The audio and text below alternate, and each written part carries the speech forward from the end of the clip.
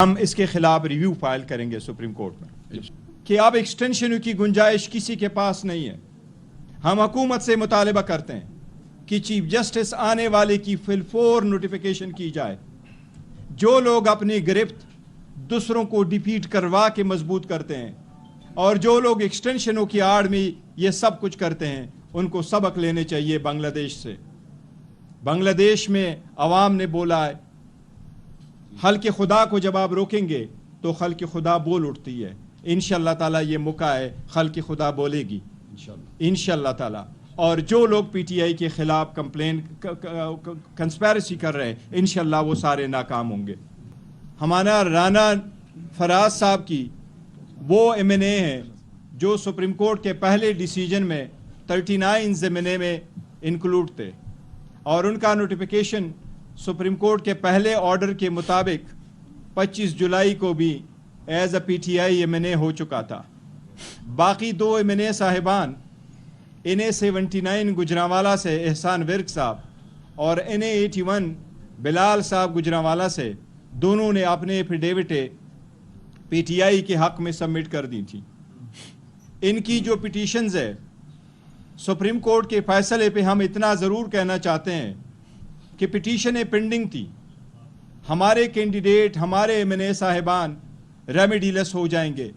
اس وقت وہ کسی پٹیشن فائل کے موڈ نہیں ہو سکتا، ان کے بہاف سے پٹیشن الیکشن ٹریبیونل میں نہیں ہو سکتا۔ الیکشن ٹریبیونل میں پٹیشنیں پینڈنگ تھی، بہتر ہوتا سپریم کورٹ ڈائریکٹ کرتی کہ وہی پٹیشنوں پہ فیصلے ہوتے۔ اس سٹیج پہ جب کہ کنسالیڈیشن کا پروسیس کمپلیٹ ہو چکا تھا، ریزلٹ ٹیلی ہو چکے تھے، ریزلٹ اناؤنس اور نوٹیفائی ہو چکے تھے، ایم این اے صاحبان نے اوتھ لے لیے تھے، اسی سرکمسٹانس میں اس کو ریورس کرنا ہم سمجھتے ہیں انصاف کے تقاضوں کے منافی ہے۔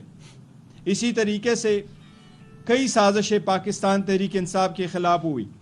پہلی پلان یہی تھا کہ ان سے نشان لے لے، یہ سارے سیٹیں ختم ہو جائیں گی، نظریہ ختم ہو جائے گا۔ الحمدللہ 8 فروری کو عوام نے اس پلان کو ناکام بنایا۔ پھر کوشش کی گئی پلان بی کی طرح کہ ریزرو سیٹیں ان کو نہ دی جائے۔ الحمدللہ ریزرو سیٹ میں بھی ہم کامیاب ہو گئے۔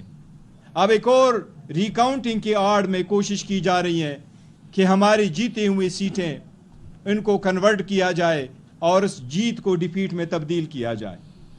یہ ایسی ریکاؤنٹنگ ہوئی تھی کہ میں آپ کو بتاؤں، لودھرا میں جس وقت نوٹیفیکیشن ہوا اور نوٹس آیا کہ اس کی ریکاؤنٹنگ کرے، تو ایک دن کے اندر 4 گھنٹے ریکاؤنٹنگ کر کے 14,000 ہمارے ایم این اے صاحب کے 1,34,000 سے ووٹ کم کر کے 1,20,000 پہ لے کے آئے۔ اسی طریقے سے بلال اعجاز صاحب کی پہلے سیٹیں تھیں، تو یہ گجرانوالہ کی پہلی واحد سیٹ ہے جس میں سے 17,000 ووٹ کو انویلڈ ڈکلیئر کرا کے کسی اور کینڈیڈیٹ کے لیے موقع بنایا گیا۔ ہمیں اس بات پہ افسوس ہے کہ سپریم کورٹ کو چاہیے تھا یہ بڑے تناظر میں دیکھتے، الیکشن کمیشن کے رول کو دیکھتے۔ الیکشن کمیشن کا رول ہے کہ فری، فیئر اور ٹرانسپیرنٹ الیکشن کرائے۔ اگر الیکشن کمیشن اس میں ناکام ہو جاتا ہے اور وہ تیلوں کا حفاظت نہیں کر پاتا، تو ہائی کورٹ کا فرض بنتا ہے کہ اس میں انٹرونشن کرے۔ اس سرکمسٹانس پہ اس کو واپس کرنا ہمیں وداؤٹ ریمیڈی چھوڑ دیا گیا۔ ہم اپنا سٹرگل پھر بھی کنٹینیو کریں گے، لیکن اس پہ ہمارے شدید تحفظات ہیں۔ ایک بات ضرور کہیں